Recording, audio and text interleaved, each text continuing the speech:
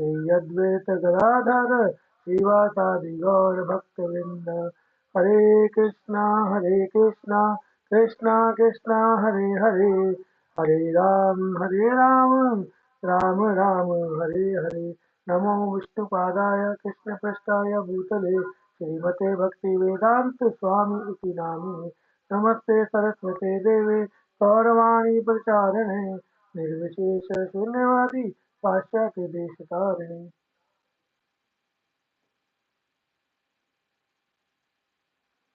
हरे कृष्णा। तो आप सबका स्वागत है भगवद गीता की आज की कक्षा में।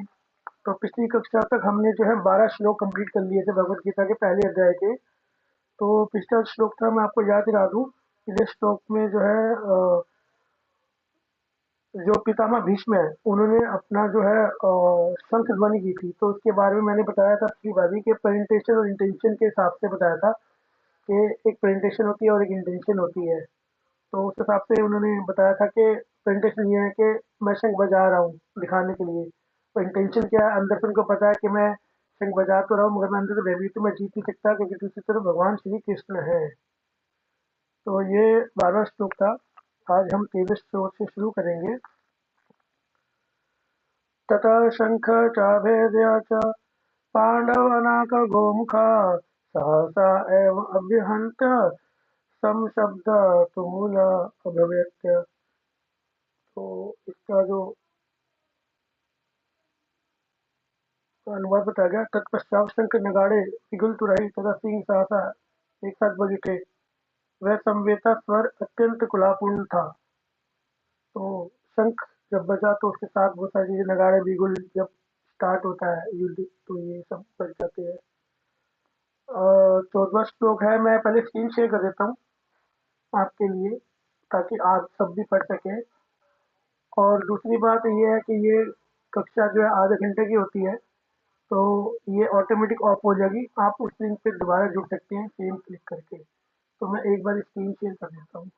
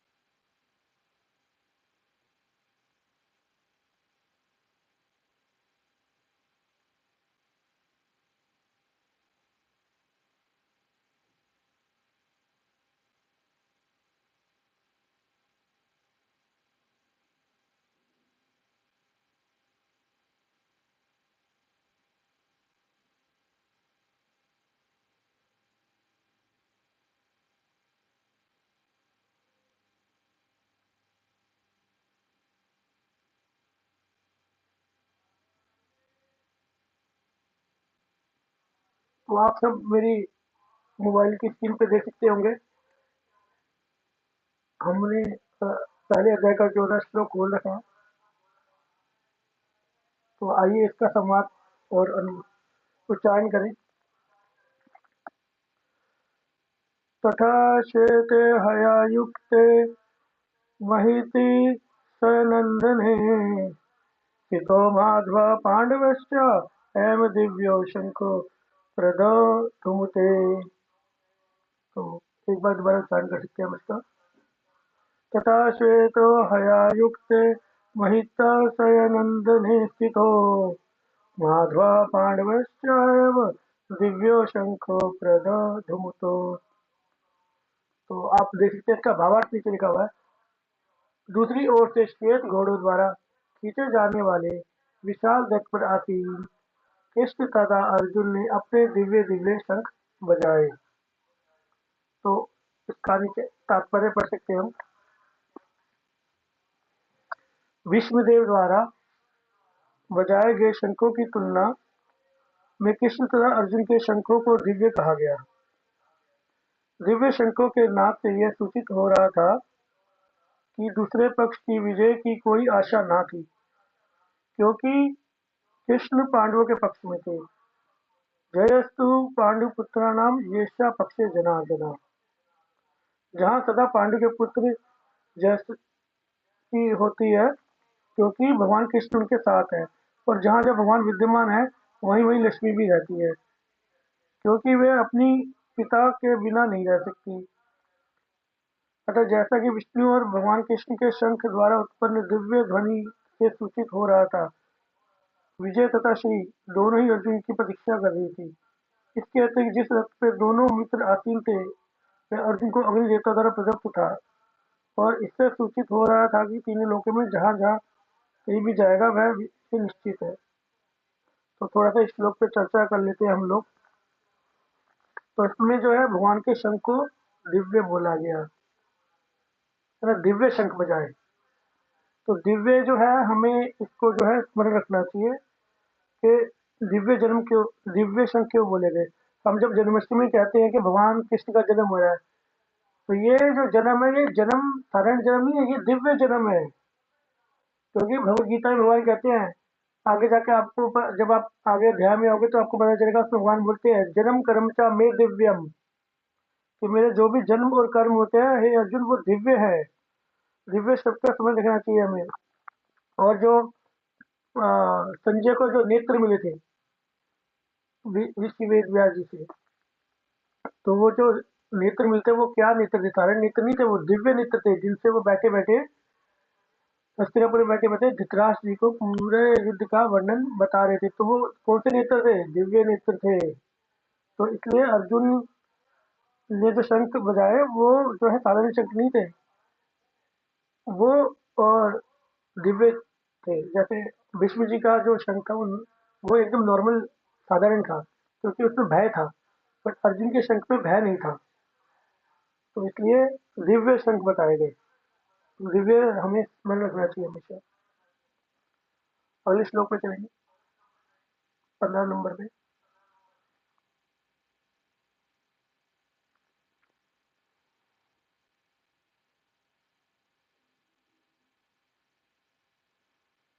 अब इसमें शंखों के नाम बताए जा रहे हैं। पांचजन्यम ऋषिकेशो, पांचजन्यम ऋषिकेशो, देवदत्तम धनंजय, पौंड्रक दमो महाशंख, भीमकार्य वकोदरा। तो अब हम जो है इसको एक बार दोबारा अनुवाद करेंगे। पांचजन्यम ऋषिकेश, देवदत्तम धनंजय, पौंड्रम धनुर्महाशंखम, भीमकार्य वकोदरा। तो इसका हम भावार्थ पढ़ेंगे। भगवान कृष्ण ने अपना पंचजन्य शंख बजाया, अर्जुन ने देवदत्त शंख तथा अतिभोज एवं अति मानवीय कार्य करने वाले भीम ने पौंड्रक नामक शंख बजाया। तो यहाँ पर बताया गया, भीम जो है अति भोजी और अति मानवीय कार्य करते हैं, इसलिए बोला गया भीम कर्मा, मतलब भीम जो कर्म करते हैं। और वकोदर बोला गया, वकोदर जो है भीम का नाम है वकोदर, क्योंकि वो बहुत ज्यादा भूख लगती है, उनके बहुत ज्यादा खाते हैं, इसलिए उनको वकोदर कहते हैं। उनका उदर मतलब वक्त मतलब बड़ा, और उदर उदर का उदर मतलब होता है पेट, तो उदर वकोदर, इसलिए उन्हें भीम को बोला गया। अब तात्पर्य हम इसमें पढ़ेंगे। तात्पर्य वह शिला प्रभुपाद जी द्वारा दिया गया है। तात्पर्य थोड़ा बड़ा है, तो हम पढ़ते हैं। तो इस श्लोक में भगवान कृष्ण को ऋषिकेश कहा गया, क्योंकि वे ही समस्त इंद्रियों के स्वामी हैं। तो बोला गया ना स्टार्टिंग में, पंचजन्य ऋषिकेश, पंचजन्य उनके संघ का नाम है, और ऋषिकेश जो है भगवान कृष्ण को बोला गया, जो कि इंद्रियों के स्वामी है। सारे जीव उनके विवरण से है, तो जीवों की जो भी इंद्रिया उनकी इंद्रियों के वश में है। हमारी जितनी भी इंद्रिया है वो भगवान कृष्ण के वश में है, क्योंकि निर्विशेषवादी जीवों की इंद्रियों का कांड बताने में असमर्थ है, इसलिए वे जीवों को इंद्रिय रहित या निर्विशेष कहने के लिए उत्सुक रहते हैं। भगवान समस्त जीवों के हृदय में स्थित होकर उनकी इंद्रियों का निर्देशन करते हैं, किंतु वही इस निर्देशन करते हैं कि जीवों की शरण ग्रहण कर ले, और विशुद्ध भक्त की इंद्रियों का तो वे प्रत्यक्ष निर्देशन करते हैं। यहाँ कुरुक्षेत्र की युद्ध भूमि में भगवान कृष्ण अर्जुन को दिव्य इंद्रियों का निर्देशन करते हैं, इसलिए उन्हें ऋषिकेश कहा गया। भगवान के विविध कार्यों के अनुसार उनके भिन्न भिन्न नाम है। उदाहरण था, अब इसमें भगवान के जो है आगे नाम बताए जा रहे हैं। अब आप सुनिए भगवान के कितने नाम है।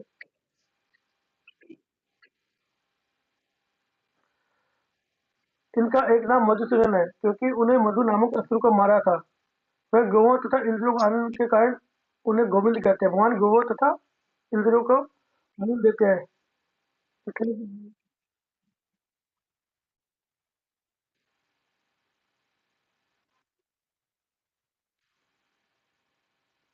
तो प्लीज आप शांत हो जाइए, कथा चल रही है, प्लीज सभी लोगों से निवेदन है कि शांत कीजिए।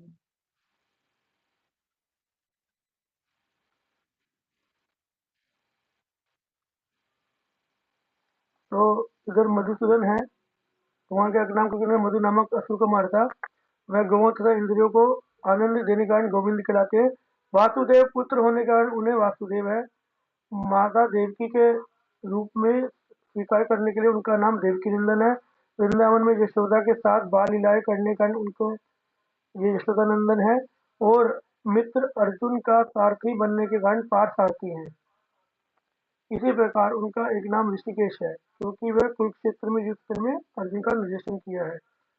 इस श्लोक में अर्जुन को धनंजय कहा गया, क्योंकि इतने बड़े वह इनके बड़े भाई को विभिन्न यज्ञ संपन्न करने के लिए धन की आवश्यकता हुई थी। इससे माया जी जब युद्ध यज्ञ कर रहे थे तो उनको बहुत सारा धन चाहिए था, तो उसे प्राप्त करने में इन्होंने सहायता की थी। इसी प्रकार भीम को बकोदर कहते हैं, जैसा कि अधिक खाते हैं, मैंने बताया ना आपको पहले ही।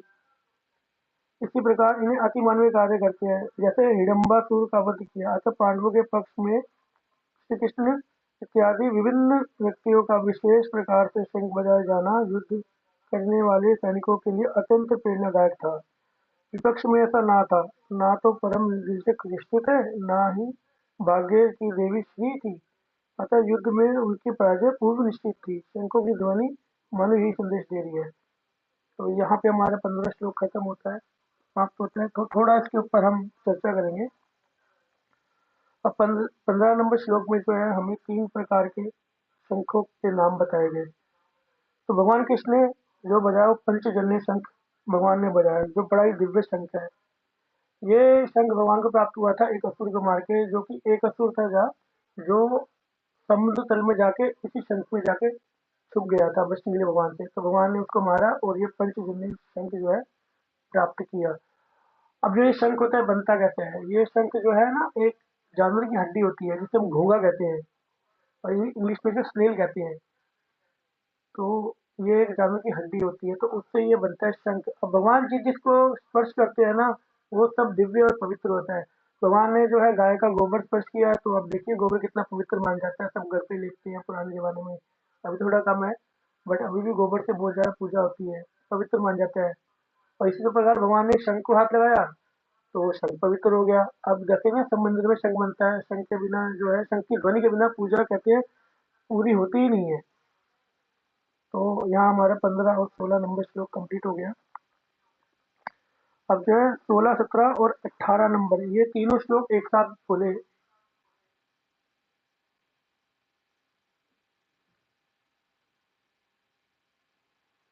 देखिए ऊपर लिखा है 16 से 18 तक।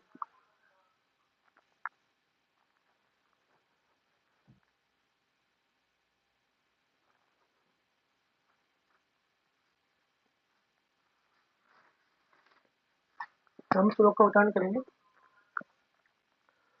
अनंत विजयम राजकुंती पुत्र युधिष्ठिर नकुल सहदेव च सुघोषो मणिपुष्पो काश्चाय च परमिषुवसा शिखंडी च महारथ धृष्टद्युम्न विराट च सात्याकी च अपराजिता द्रुपदद्रौपदस्य च सर्वशः पृथ्वीपते सौभद्र च महाबाहु शंखधूमं पृथक्। तो ये हमारे 3 श्लोक हुए, हम इसको एक बार दोबारा उच्चारण भी कर सकते हैं। अनंत विजयम राजकुंती पुत्रो युधिष्ठिरा नकुल सहदेव चासुघोषो मणिपुष्पको काश्याय च परम ईशुवसा शिखण्डी महारथा धृष्टद्युम्न विराटश्च सात्यकी च अपराजितो द्रुपदोपत्य द्रुपदोपत्य च सर्वेश पृथ्वीपते सुभद्र च महाबाहु शंखनादम द्रुमुद पृथक पृथक। तो अब इसका जो अनुवाद है, हे राजन, कुंतीपुत्र राजा युधिष्ठिर से अपना सॉरी अनंत विजय नामक शंख बजाया तथा नकुल सहदेव ने सुघोष और मणि पुष्पक शंख बजाए। महान धनुर्धर काशीराज, परम योद्धा शिखंडी, धृष्टद्युम्न, विराट, अजय सात्यकी, द्रुपद द्रौपदी के पुत्र तथा सुभद्रा के महाबाहु पुत्र आदि ने सबों ने अपने में शंख बजाया। तो यहाँ सब अपने में शंख बजा रहे हैं। तात्पर्य पढ़ेंगे इसका हम। संजय ने राजा धृतराष्ट्र को अत्यंत चिताए से यह बताया कि पांडु के पुत्रों को धोखा देने तथा राज सिंहासन पर अपने पुत्र को आसीन करने का विवेकपूर्ण नीति संगनीय नहीं थी। लक्षणों से पहले से ही यह सूचित हो रहा था कि इस महायुद्ध में सारा कुरुवंश मारा जाएगा। विश्व पितामह से लेकर अभिमन्यु तथा अन्य पुत्रों तक विश्व के अनेक देशों के राज्य समेत उपस्थित सारे के सारे लोगों का विनाश निश्चित था। यह सारी दुर्घटना राजा धृतराष्ट्र के कारण हो रही थी, क्योंकि उसने अपने पुत्रों की कुनीति को प्रोत्साहन दिया था। तो यहाँ सब अपने शंख बजा रहे हैं और अंत में प्रभुपाद लिख रहे हैं कि ये सारी दुर्घटना जो है राजा धृतराष्ट्र के कारण हो रही थी, क्योंकि उसने अपने पुत्रों की कुनीति को बढ़ावा दिया था, प्रोत्साहन किया था। इस वजह से ये सब का सब विनाश होने जा रहा था।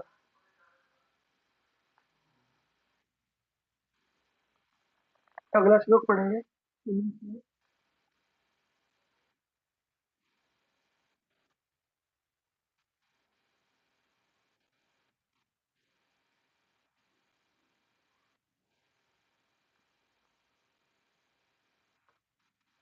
19वां श्लोक है।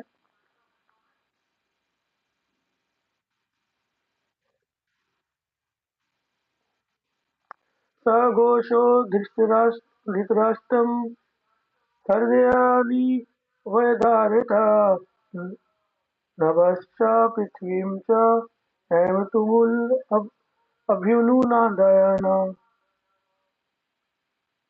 दोबारा अनुवाद एक बार कर सकते हैं। सघोषो धृतराष्ट्रम हृदयानि व्यधारयत् नभश्च पृथ्वीं च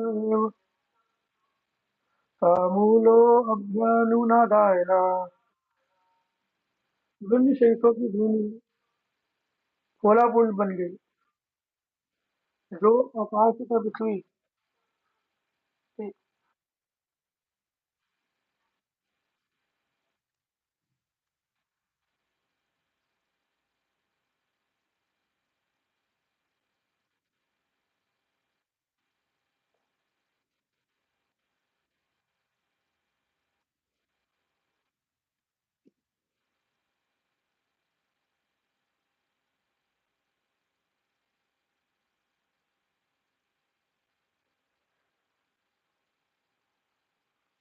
इन विभिन्न शंखों की ध्वनि कोलापूर्ण बन गई, जो आकाश तथा पृथ्वी को शब्दमय करती हुई धृतराष्ट्र के पुत्रों के हृदय को विदीर्ण करने लगी।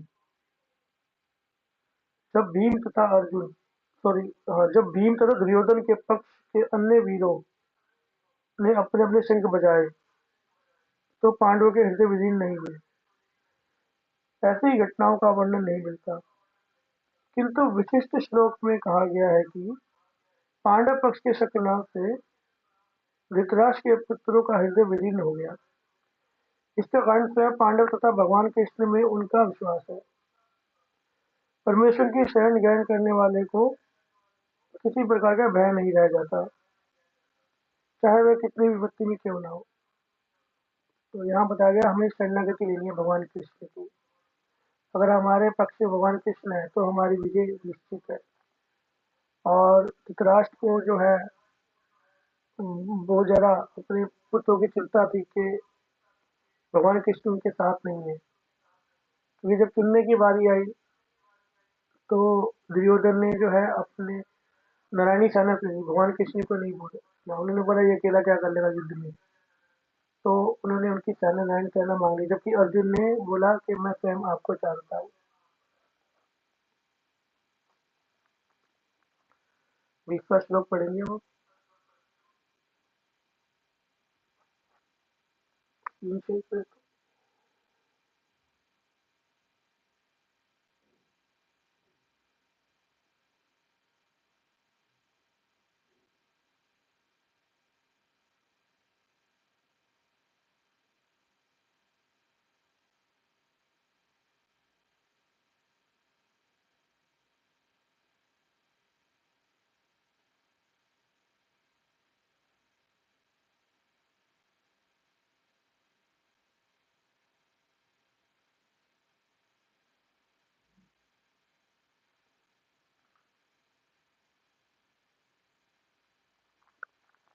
दूसरा श्लोक आपकी स्क्रीन पर।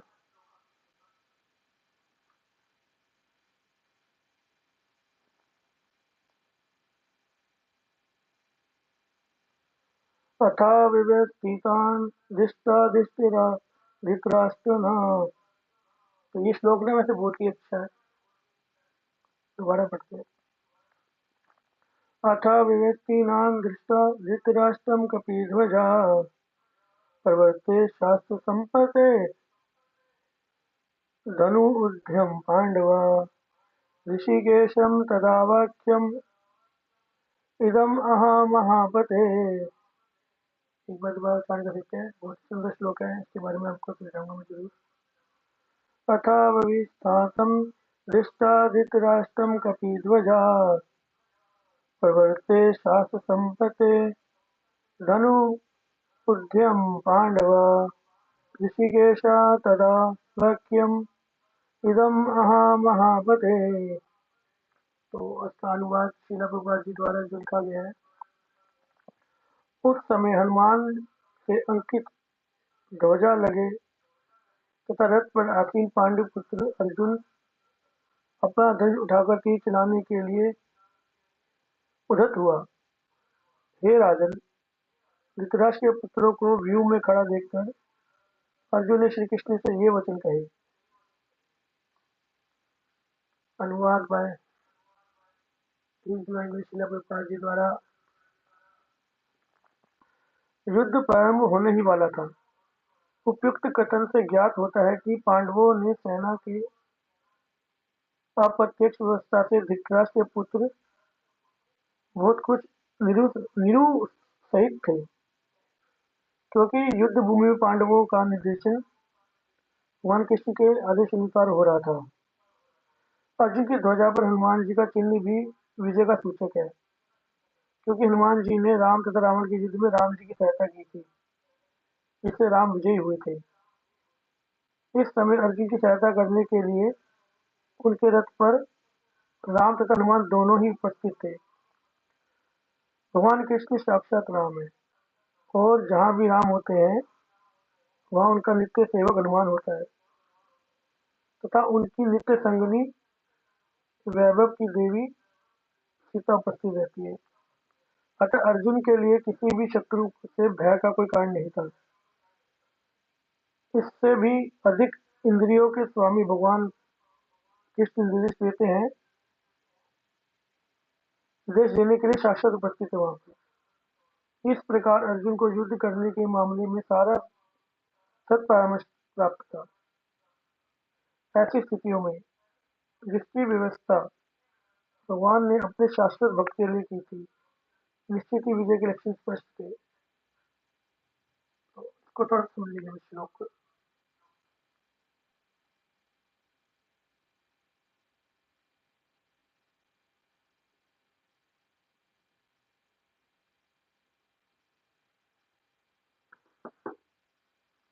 तो इसमें जो बताया गया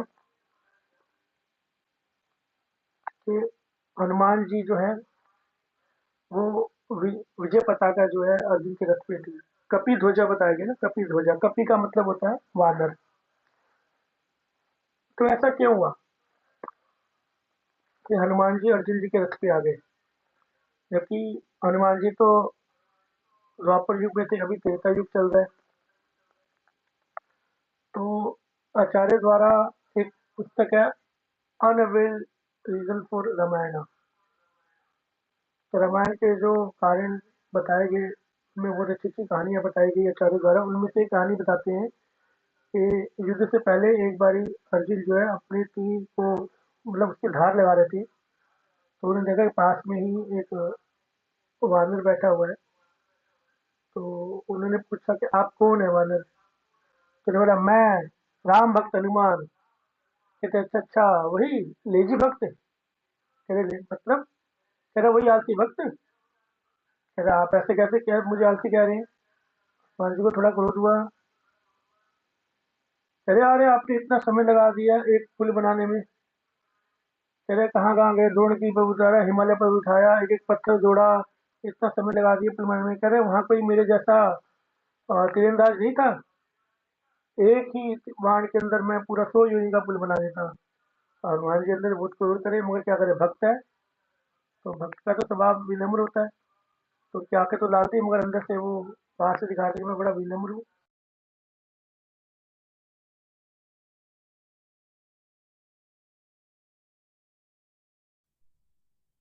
उन्होंने बोला कि अरे मूर्ख, तुम्हारे जैसे कमजोर लोग नहीं थे वहां पे स्वयं सुग्रीव, नल, नील, अंगद, जामवंत जैसे हमारे जैसे बलशाली लोग थे। अगर तुमने पुल बनाया होता लकड़ी का तो 1 मिनट में वो टूट जाता। कहते ऐसे कैसे टूट जाता? कहता अच्छा मैं पुल बनाता हूँ, आप उसको तोड़ के दिखाओ। हनुमान जी बोले ठीक है। तो अब अर्जुन जी जो है एक पेड़ पर चढ़ गए और उस पेड़ से दूसरे पेड़ तक का उन्होंने तीर चला के एक बहुत बड़ा पुल बना दिया, एक पेड़ से दूसरे पेड़ तक। तो हनुमान जी ने देखा अरे पुल तो इसने बना दिया। तो अर्जुन जी ने बोला हनुमान जी मैंने ये पुल बना दिया है। हनुमान जी बोले जय श्री राम और ऊपर चढ़े और उस पुल पे आए और पुल धड़ धड़ धड़ धड़ करके टूट गया। अब अर्जुन जी बहुत हैरान, अरे अरे ये तो सच में था, अगर मैं वहाँ उस समय होता पुल बनाता तो सारी सेना डूब जाती। तो ये तो ठीक है रे हनुमान जी। फिर अर्जुन को भगवान की याद आई। उन्होंने बोला हे भगवान, ये क्या किया, मैं भी तो कृष्ण भक्त हूँ, अगर वो राम भक्त है तो अब आप देखिए आपके भक्त के सामने आपके सामने आपके भक्त की बेइज्जती हो रही है एक तरह से ना। आप देखिए कि कैसे हनुमान जी ने 1 मिनट में ये सब तोड़ दिया मेरा बनाया हुआ पुल। मैं आपका शरणागत हूँ, आप तो दीन वत्सल है, आप शरण में आए हो कि रक्षा करते हैं, तो मेरी रक्षा कीजिए प्रभु, प्लीज मेरी रक्षा कीजिए, मैं आपकी शरण में आया हूँ। तो फिर भगवान ने बोला तथास्तु। तो अब अर्जुन ने बोला कि एक बारी मैं दोबारा बनाता हूँ, हो सकता है वो कच्चा रह गया पुल, एक बार मैं दोबारा बनाता हूँ। फिर से अर्जुन ने बाण चलाया और एक बनाया पुल 100 योजन जितना।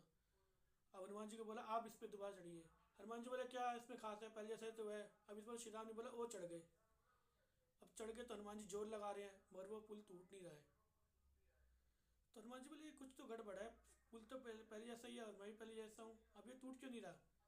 तो उन्होंने जब नीचे देखा तो देखा कि भगवान जो कृष्ण अपने हाथ ऐसे किए हुए हैं ऐसे, और उनके कंधों पे जो है हनुमान जी, उनके मतलब जो पुल का जो हिस्सा है उसके एकदम ऊपर हनुमान जी कूद रहे हैं और उनके यहाँ से रक्त निकल रहा है भगवान के। हनुमान जी को बहुत वो हुआ, वो फटाफट नीचे आए और बोला कि हे प्रभु ये क्या कर रहे हैं आप? और बोला कि देखो कैसा भगवान है जो अपने भक्ति रक्षा के लिए एकदम से आ गए हैं। तो इस बारी जो है सफल हुए अर्जुन जी। ऐसा क्या हुआ कि पहली बार में पुल टूट गया और दूसरी बार में नहीं टूटा? इसका एक ही कारण था कि पहली बारी जो है अर्जुन को अहंकार था, उसको था कि मैं अपने मेरे जैसे धुरंधर तीरंदाज कोई नहीं है, तो इसलिए। और हनुमान जी ने बोला था जय श्री राम, अपने भगवान को याद किया था। दूसरी बात में हनुमान जी को अहंकार था, उन्हें जय श्री राम नहीं बोला और वो पुल पे चढ़ गए, और इधर अर्जुन ने भगवान से प्रार्थना करी थी। तो इसलिए देखा गया कि भक्त भक्तों में भी यही होता है, प्रतिस्पर्धा भी होती है, और भक्तों में भी ये होता है कि अगर भक्त भगवान वही न है तो भगवान इसका साथ देते नहीं है। इसलिए हमें हमेशा भगवान के ऊपर डिपेंड रहना चाहिए, हमें देखना चाहिए जो भी कुछ हो रहा है भगवान के कारण नहीं हो रहा है, हमारा अपना इसमें बुद्धि नहीं है कुछ भी। तो अभी तक हमारे 20 श्लोक जो है ये पूरे हो चुके हैं पहले अध्याय के। इसके आगे से जो है अर्जुन जी बोलना शुरू करेंगे पहला श्लोक अपना। तो इस श्लोक से पहले जो है इस पे सेना का वर्णन किया गया, सेना का। अच्छा, मैं एक बार और बताना चाहता हूँ, ये जो भगवान को बोला गया कि कृष्ण ही राम है, राम ही कृष्ण है, इसका वर्णन कुछ लोग पूछते हैं कि कहाँ लिखा हुआ है। तो हम देखते हैं कि ब्रह्म संहिता जो स्वयं ब्रह्मा जी द्वारा लिखी गई है,